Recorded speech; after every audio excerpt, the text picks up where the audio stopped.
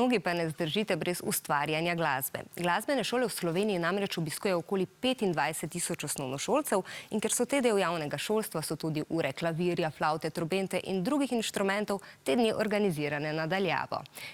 Nekateri ste si glasbila, snemalne naprave in računalnike lahko sposodili v šoli, s profesorji pa ste v stiku prek zaslona, tako kot učenci glasbene šole Rogaška Slatina. Ker imamo glasbo radi, jih bomo v Infodromu še videli in ker imamo zelo radi tudi vas. Se vsi skupaj vidimo že jutri. Tudi otroci, ki obiskujemo glasbene šole, se izobražujemo na daljavo. Zato pri pouku uporabljamo Skype, Viber ali FaceTime. In na začetku sem bila kar malo zaskrbljena, ker nisem vedela, kako bo to potekalo, če bo sploh šlo. To je moja začasna učilnica in ne ti pospravljena. Amadej, zdravo! Pouk na daljavo ima dobro in slabo plat. Imamo večji stik s starši. Učenci so bolj spočiti, saj pouk v večini poteka v dopoldanskem času.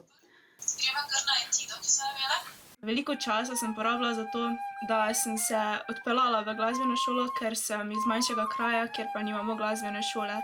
Tu se lahko samo sedem pred računalnik, pa imam uro. Sem ugotovil, da več kot igram klarinet, boljši sem in lažje mi grejo vaje od rok. V glasbeni šoli igram trobento že 3. leto. Vaje imam 2-krat tedensko, 1 uro na teden imam tudi nauko glasbi. Slaba plat pa je, da če mi kakšna vaja ne gre ravno od rok, mi ne more pokazati, kako bi jo lažje zaigral. Pogrešamo stik z učenci, ni skupinskega muziciranja. Naprimer, včasih se zgodi, da je internetna povezava slabša, kar pomeni, da se slišimo z zamikom. Primanjkuje nam notnega materiala, saj smo vse note pač morali pustiti na glasbeni šoli. Ampak vse skupaj bomo že nekako preboleli. Daj mi petko. Evo, online petka.